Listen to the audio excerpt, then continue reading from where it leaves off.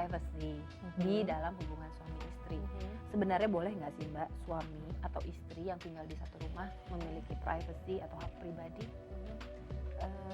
Ya memang untuk etikanya atau secara batasan-batasan moral, ya, itu memang tetap ya, walaupun kita sudah suami istri tetap kita butuhkan ada yang namanya disebut dengan kehidupan pribadi masing-masing.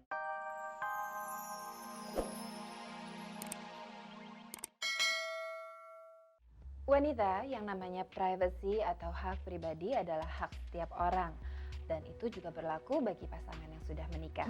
Sebenarnya, entah disadari atau tidak, sudah banyak pasangan suami istri yang melakukan hal tersebut. Contohnya, ada banyak suami yang sebenarnya sangat keberatan apabila sang istri memeriksa dompetnya. Demikian pula sebaliknya. Nah, masalah-masalah seperti ini kadang-kadang bisa menjadi pemicu pertengkaran antara suami dan istri. Dan inilah yang akan kita bahas dalam segmen To The Point.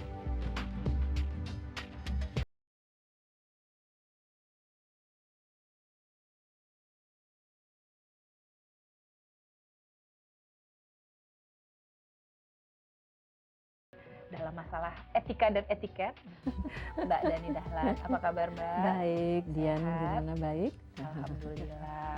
Ini loh Mbak, kita lagi ngomongin masalah privacy di dalam hubungan suami istri. Sebenarnya boleh nggak sih Mbak, suami atau istri yang tinggal di satu rumah memiliki privacy atau hak pribadi?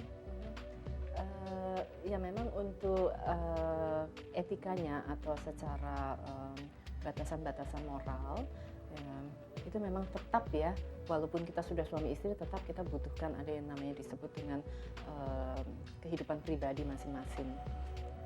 Hanya tetapi tentunya mudah-mudahan kan yang masih dalam konteks bahwa bukan berarti itu sampai akhirnya istilahnya tetap lolo gue gitu, untuk apa juga jadinya Jadi rahasia-rahasiaan. jadi berpasangan ya gitu. Jadi nah sekarang etiketnya, kalau ataupun kita mau mengetahui sesuatu gitu kan akan lebih enak apabila ya kita langsung saja to the point, ya, sesuai loh dengan tema Segmennya.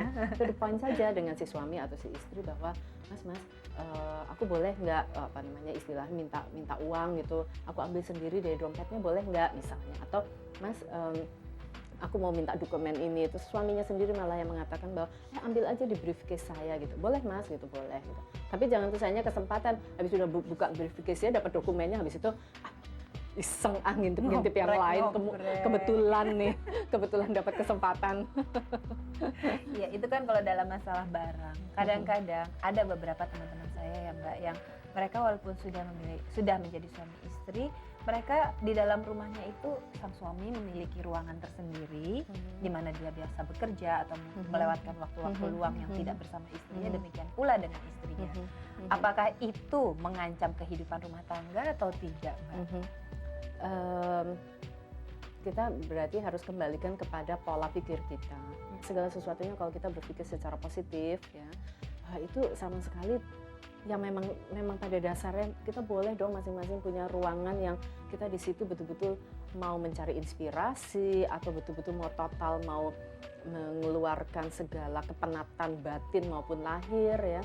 Dari situ bahkan adalah suatu alat bantu yang lebih baik setelah keluar dari ruangan tersebut, mereka kan hubungannya jadi lebih mesra dong, daripada di dalam kamar yang istilahnya kamar berdua, di situ mukanya si suami atau mukanya si istri bete misalnya gitu. Nah jadi di situ kita tetap harus selalu berpikir positif, kalau tujuannya baik kenapa tidak. Iya, kemudian Mbak, kalau ditanya privacy itu sebenarnya ada hubungannya dengan pride, dengan harga diri. Sebetulnya sih dari terjemahan kosakatanya tidak ada hubungannya, bahwa itu adalah privacy adalah sesuatu yang pribadi, apakah itu barang, apakah dalam lingkungannya, apakah juga dalam pola pikir ya. Yang sekarang kalau berhubungan dengan pride atau berhubungan dengan harga diri ya, saya rasa sih mungkin tidak ya, walaupun kadang-kadang memang ada orang yang mengatakan bahwa ya karena harga diri saya dong, saya lagi kesusahan, saya nggak mau curhat atau berbagi rasa dengan istri, karena misalnya si suami ini merasa bahwa dia sebagai laki-laki dia tetap harus tampak superior, dia tetap harus tampak gagah, nggak boleh gagal. Nah itu pola pikir yang salah. bahwa kenapa gitu loh, bahwa walaupun dia juga mungkin pada saat-saat tertentu untuk dia menghadapinya dia masih membutuhkan adanya lingkungan pribadi, jadi dia mau mengatasinya sendiri, tetapi apa salahnya sesudah kejadian itu dia bisa atasi, ya dia tetap harus ceritakan juga kepada istrinya, karena saya yakin sang istri atau kebalikannya sang suami tidak akan berkurang rasa cinta kasihnya, malah kebalikannya, ya kenapa kamu nggak cerita mas atau sayangku, kan mestinya saya juga mendampinginya bisa lebih menyesuaikan dengan apapun problema yang sedang dihadapi. Mungkin itu kali ya. Iya benar Mbak. Nah ini kan berarti ujungnya adalah masalah kebersamaan. Orang itu menikah untuk menjalani hidup secara bersama-sama. Iya, betul. Nah banyak sekarang ini menjadi satu bertolak belakang antara mereka masing-masing memang punya privacy sama komitmen mereka waktu menikah bahwa mereka akan menjalani hidup bersama. Betul. Nah ini gimana Mbak? Kok ada dua teori yang bertolak belakang seperti ini? Mungkin untuk ya dalam hidup itu kan ada tahapan-tahapannya, sama juga pada waktu suami istri baru menikah itu kan ada tahapan-tahapannya, yang katanya 5 tahun pertama ya itu adalah tahun-tahun penyesuaian, dan penyesuaiannya itu membutuhkan juga ada yang disebut dengan pelatihan, training atau juga drilling, pengulangan sehingga sampai akhirnya kita masing-masing sudah menjadi dua manusia yang bisa saling bersatu, baik pola pikirnya maupun juga emosinya. Tetapi juga bukan berarti 100% nggak mungkin ya kan, karena tetap kembali lagi bahwa asalnya dari dua orang dengan latar belakang yang berbeda. Jadi menurut saya bahwa tetaplah itu harus dijalankan dengan hati yang niat baik dan hati yang positif ya kan, dan mudah-mudahan dengan training atau dengan pengulangan itu ya pasti siapapun akhirnya bisa tetap bersatu pada waktu-waktu tertentu, tapi tetap juga mau ada privacy di waktu-waktu tertentu. Oke. Dan terakhir nih Mbak Dani, mungkin banyak gunanya bagi pasangan-pasangan muda di rumah ataupun mereka-mereka yang akan masuk ke dunia perkawinan. Gini loh Mbak, mungkin ini agak sedikit melenceng dari privacy, tapi kalau menurut saya ada hubungannya. Masalah account, masalah rekening di bank, masalah pengelolaan keuangan dalam rumah tangga. Ada yang merasa bahwa itu sangat pribadi sekali, tapi ada yang merasa bahwa itu juga harus dibagi bersama. Nah mungkin Mbak Dani bisa kasih saran kepada saya juga masih di bawah 5 tahun loh Mbak. Jadi masih training dan drilling itu masih. Dan mungkin juga buat wanita di rumah, mungkin Mbak Dani bisa kasih nasihat. Mudah-mudahan kalau saya mungkin mau melihat dari dua sudut pandang. Ada memang pasangan yang dari awalnya mereka sudah istilahnya jadi ada sepasang suami istri dari dua orang ini yang masing-masing punya sumber income, dan dari awalnya mereka sudah mengatakan bahwa si perempuan misalnya jumlah income saya itu adalah privasi saya tidak mau memberitahukan kepada mas atau sayangku atau sweetheart whatever ya kan. Terus gitu si suami juga demikian bahwa saya akan mengeluarkan dari gaji saya sekian ya kan, dan itu adalah pasti lebih daripada cukup untuk urusan rumah tangga maupun juga uang saku sayangku ya kan gitu.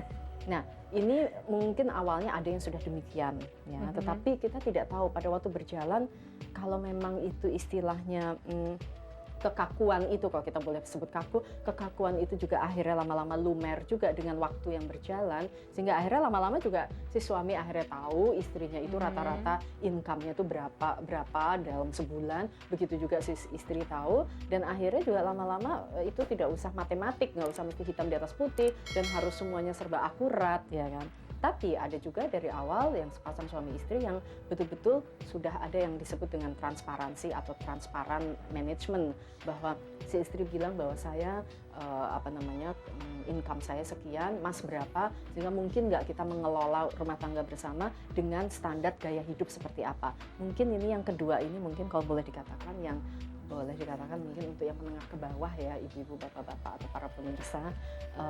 Mungkin kalau yang pasangan tadi yang pertama mungkin yang untuk menengah ke atas, sehingga ada sisanya. Iya. Ada sisa uang untuk mereka entah ditabung, entah mereka mau mengeluarkan uang untuk shopping pribadi, atau bahkan memberikan kejutan-kejutan untuk masing-masing pasangannya atau untuk keperluan rumah tangga di luar dari kebutuhan sehari-hari.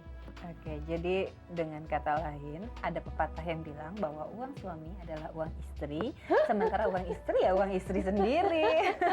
Betul. Di situ nikmatnya jadi wanita ya. Oh gitu. Baiklah wanita, dari perbincangan tadi, paling tidak Anda bisa mengetahui bahwa dalam satu pernikahan, walaupun harus dijalani bersama-sama, paling tidak kita masing-masing masih memiliki hak untuk menjalani kehidupan pribadi kita selama itu tidak mengganggu kebersamaan di dalam satu hubungan suami istri. Nah, mudah-mudahan apa yang sudah kami obrolkan tadi bisa ada gunanya bagi Anda, para pasangan muda, maupun Anda yang akan memasuki jenjang pernikahan maupun yang sudah bertahun-tahun menjalani pernikahan. Siapa tahu tips-tips tadi yang sudah disampaikan oleh Mbak Dani bisa memberikan hidup yang lebih baik di masa yang akan datang. Buat Mbak Dani, terima kasih banyak. Mudah-mudahan saya bisa belajar banyak. Sama-sama dia. Saya masih di bawah 5 tahun. Sama-sama dia. Dan mudah-mudahan kita bisa ketemu lagi ya. Dan wanita, tidak terasa kita sudah sampai di ujung pertemuan kita kali ini. Mudah-mudahan apa yang sudah Anda simak hari ini bisa menjadi pegangan dalam Anda menjalani hidup. Terima kasih atas perhatian Anda dan kita jumpa lagi minggu depan. Sampai jumpa.